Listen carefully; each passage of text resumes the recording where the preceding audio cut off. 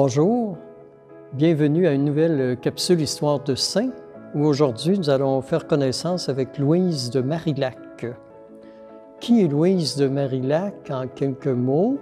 C'est la cofondatrice avec Vincent de Paul des Filles de la Charité et en 1960, le pape Jean XXIII l'a nommée comme étant la patronne de toutes les œuvres sociales de l'Église dans son entier. Alors, nous allons maintenant découvrir qui est Louise de Marillac.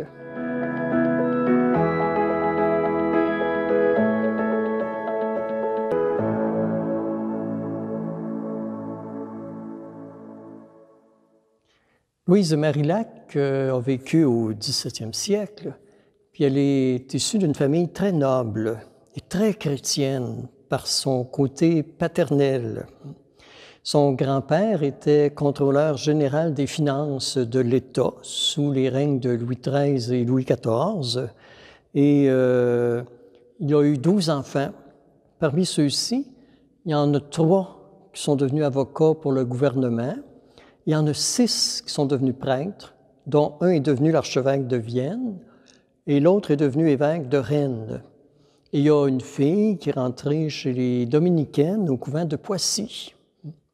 Alors, Louise naît d'une naissance un peu douteuse et son père Louis l'a adoptée, en a fait sa fille naturelle 3 jours après sa naissance, probablement, selon l'histoire, pour éviter un scandale familial.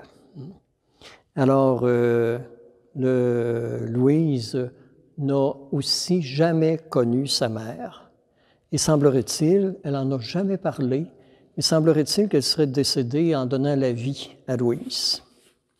Alors Louis, le père de Louise, est veuf à la naissance de Louise, puis il se remarie avec une veuve pour donner une famille à Louise. Mais son épouse n'a aucune attention pour Louise, elle ne se préoccupe que de ses enfants à elle. Et le mariage finit par le scandale d'un divorce. Entre-temps, Louise est confiée à sa tante religieuse chez les dominicaines. Elle va recevoir une éducation de qualité, puis une formation spirituelle qui va l'orienter pour tout le reste de sa vie. À 14 ans, son père décède et elle est mise sous la responsabilité de son oncle Michel, un homme d'une grande générosité qui est cofondateur des Carmels en France. Donc Michel fait connaître à Louise les grands maîtres spirituels de son époque, Pierre de Bérulle, François de Sales, Vincent de Paul. Elle veut entrer en communauté, mais son directeur spirituel lui demande de renoncer à cette idée.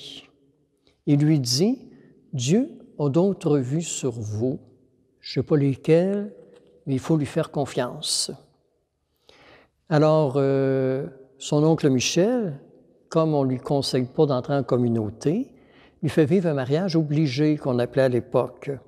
Il lui impose comme mari le secrétaire privé de la reine mère Marie de Médicis. Marie de Médicis, c'est l'épouse du feu roi Henri IV et régente du pays au nom de son fils Louis XIII, jusqu'à ce que Louis XIII devienne majeur, ce qui veut dire qu'elle règne sur l'Empire français pendant 4 ans. En dépit de ce choix, Louise, même si elle n'a pas choisi son mari, elle va vivre un mariage heureux. Elle devient tout de suite enceinte et son fils Michel deviendra lui aussi un avocat pour le gouvernement. Après 9 ans de vie de famille, Antoine, son époux, tombe gravement malade et il meurt. Alors Louise devient veuve sans aucun revenu et avec un fils à sa charge et un fils qui est révolté par la mort de son père et par les événements de la vie. Alors sa vie devient pénible, puis elle entre dans une grande détresse spirituelle. À la même époque, elle fait vraiment la connaissance de Vincent de Paul. Vincent devient vite son guide spirituel, puis il l'aide à sortir de ses scrupules religieux en l'invitant à s'engager au service des défavorisés. Vincent a déjà fondé une œuvre de soutien pour les pauvres grâce à la générosité des épouses des grands de ce monde, mais ces dames font des bonnes œuvres en faisant travailler leurs servantes. Alors Vincent désire que ces bienfaitrices s'engagent elles-mêmes au service des pauvres, ce que va faire Louise de Marillac. Elle va chez les malades, elle donne elle-même à manger, elle fournit les remèdes, elle fait leur lit, elle les écoute, les encourage, leur apporte des douceurs, il va même les visiter dans les hôpitaux. Son exemple va entraîner d'autres dames à faire comme elle. Alors elle s'engage à instruire les gens pauvres et illettrés. Elle s'implique, à la suggestion de Vincent, pour former des consoeurs. Vincent l'envoie même témoigner, puis elle est très timide, mais elle sent l'importance de la réalité, fait qu'il envoie témoigner dans les paroisses. Elle surmonte sa gêne, c'est complexe. Alors, sans s'en rendre compte, elle devient rassembleuse de différentes collaboratrices, puis on réalise à un moment donné qu'on est comme devenu une communauté religieuse nouvelle, les Filles de la Charité. À la différence, un peu comme ici au Québec, comme on a vécu avec Marguerite Bourgeois, que ce sera une première communauté en Europe qui ne soit pas cloîtrée, parce qu'il faut vivre au milieu des pauvres. Alors, stimulée toujours par Vincent de Paul, elle répond aux besoins des démunis. Et à cette époque-là, une guerre se déclenche en Europe. Ça amène beaucoup d'orphelins, ça amène beaucoup d'enfants abandonnés. Et il faut secourir les victimes de guerre. Alors Louise visite, prend soin de ses malades et elle prend soin des handicapés. Ça l'amène même à fonder un hôpital à Paris qu'elle va appeler l'Hôtel Dieu, la maison de Dieu pour les malades. Et finalement, avec ses consoeurs, Louise va fonder 30 hôpitaux Hôtel Dieu dans différentes villes de France. Alors, Louise devient apôtre de la charité avec Vincent de Paul, que n'a rien vu venir, c'est la vie qui l'a amené à faire toutes ces démarches-là. Sa devise, la charité de Jésus crucifié nous presse. Et Vincent dira d'elle, le bien ne fait pas de bruit, mais le bruit qu'il fait se répand partout où il y a de la souffrance. Et Louise va mourir épuisée à 69 ans, le 15 mars 1660.